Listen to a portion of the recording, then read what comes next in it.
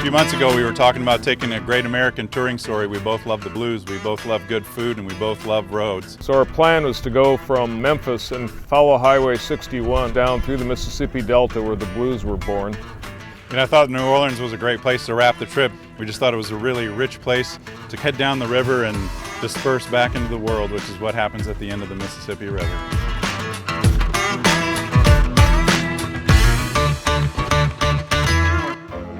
You know, this is really, I think, one of those places where you hear that saying, and it's so true, if the walls could only talk, because it's amazing the stories and just the moments, the events that happened in this little room.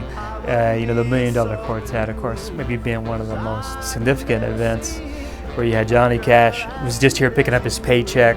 Carl Perkins just happened to be trying to record a new record, and Elvis, Jerry Lee Lewis. You know, I mean, it just was just this synergy that all kind of came together. You know, the stars were aligned or something. He just had all this. They just started jamming, playing together, telling all these stories, talking about the music that influenced them. Luckily, thankfully, it was recorded. You can go back and actually listen to a recording of that. So it's just an invaluable recording of a pretty cosmic event in the history of rock and roll.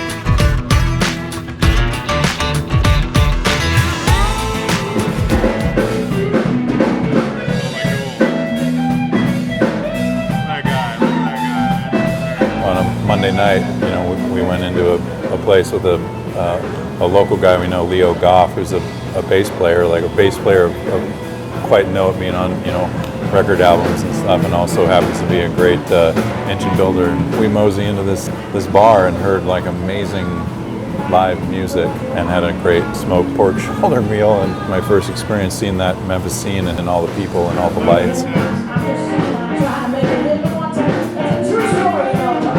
It's just this, you know, you could just see even now, like, I mean, it's, you know, modern times as it were, but it's not the birth of the blues, but just the contrast, and you could see people being motivated and having so much desire to go up and try and make it.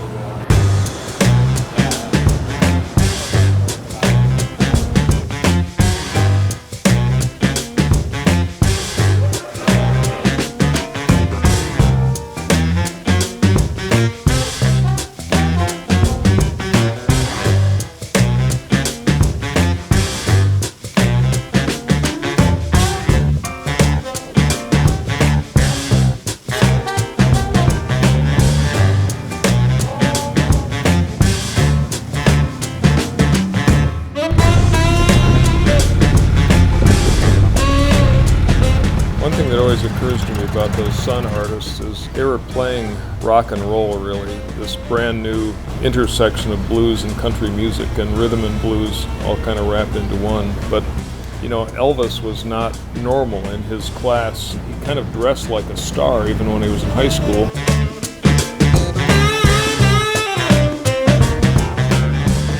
I mean, I love Memphis, but as soon as we got out of Memphis and hit Highway 61, and now we're riding. You know, we're going down the road, and there's the river. You can't see some of it because it's behind the levees, but yeah, we're flowing.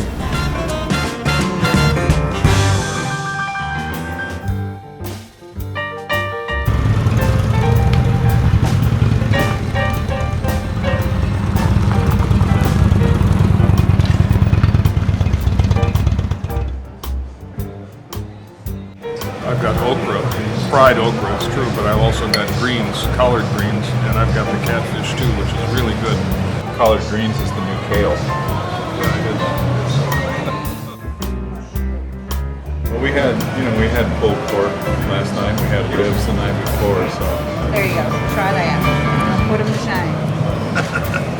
Well, we were just, having a nice meal, explaining to the folks at the Hollywood Cafe that we just come from Memphis and we had some barbecue. And as soon as I said that, she said, "Oh, hold on a minute.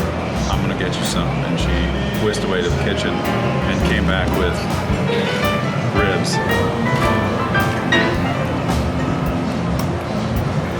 Oh yeah, that's significantly better than what we had the other night. Want to be my queen, buzz all night long. Oh, I'm a king bee, baby, can buzz all night long. Together we can make honey when your That's good, man. is gone. It's been performed live at home before, but never on a stage.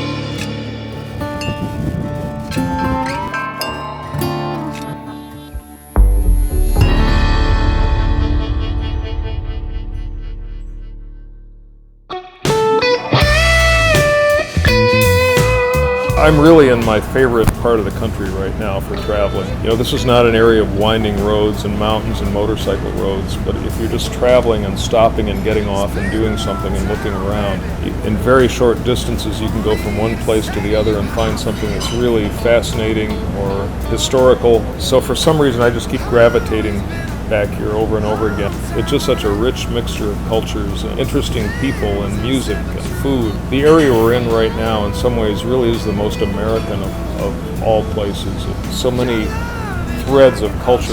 They've come together here, but they also bounce back into the rest of the country. If you take away the lower Mississippi River Valley, we wouldn't know what we were missing. I try to find the right time, tell you what's on my mind.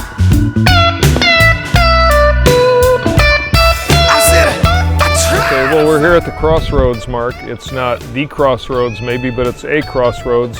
Might be our crossroads. Yeah, this is our crossroads. There's an ancient fable that if you went to a crossroads in the Delta, you could sell your soul to the devil in exchange for talent. And the great bluesman Robert Johnson was said to have come to a crossroads down here in the Delta at midnight and traded his soul to the devil for musical talent. He got better at guitar so fast that people who hadn't seen him for a year said he had to have sold his soul to the devil because he was not very good when they last heard him. It really is a metaphysical place rather than a physical place. It's a spiritual location. You really would, kind of find your crossroads where you find it. So we found it here, and I think we're gonna turn south and keep on moving.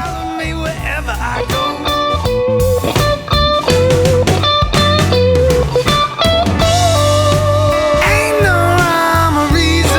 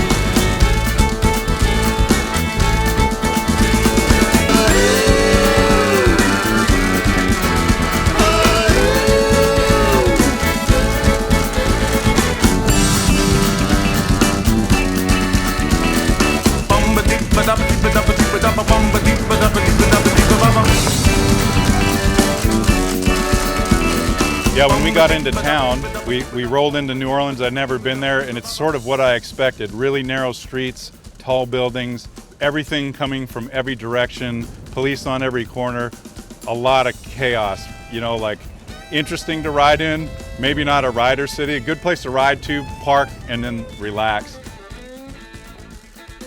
Bourbon streets and, you know, this kind of wonderful semi-controlled insanity, and it's all true. It's just absolutely wonderfully true.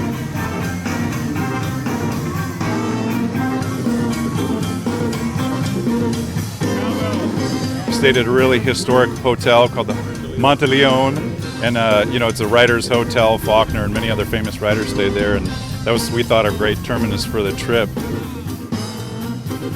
My first impression of Bourbon Street was just the overwhelming party chaos that was going on. Like, you see a drink spilled every 15 seconds. You see every level of consciousness, possible human consciousness. It's a little bit swampy, it's a little bit sweaty, and then you just get this incredible food smell and all these great things that are going on.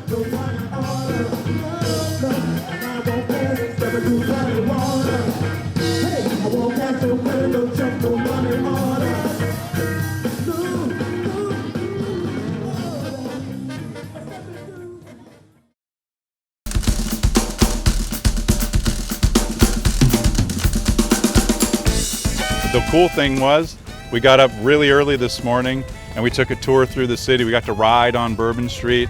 Everything was a lot quieter. The barriers were down because they closed sections for pedestrian traffic. So we got to ride through Bourbon Street and we got to tour around the neighborhoods. We went off to other streets, a few streets over, and you have this sort of more quiet sort of neighborhood feeling, and it's just a wonderful, wonderful place. The other thing about the French Quarter is in the morning, it's like the very definition of the morning after. You know, the night is raucous and loud and people are out drinking, and you get up in the morning and everything is very calm and everybody's sort of plodding through the streets and quietly drinking coffee and going, wow, that was quite a night. You know, it's the start of another day.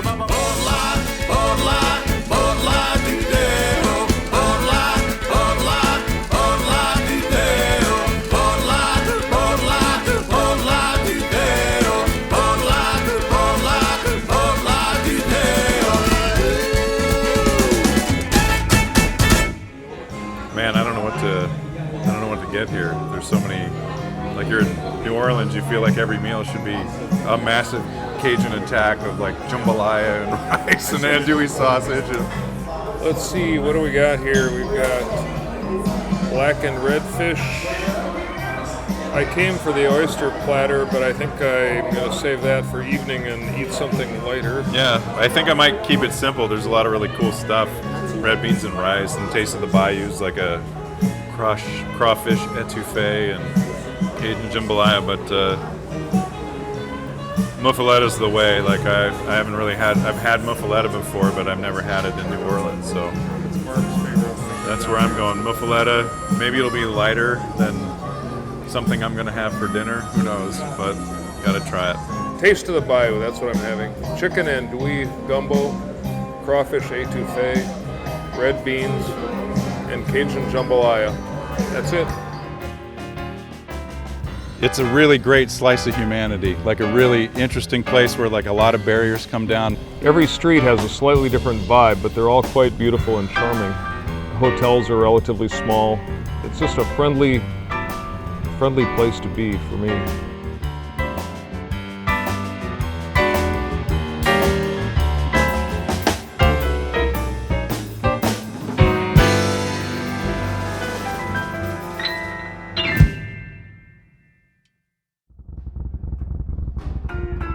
We had an amazing experience.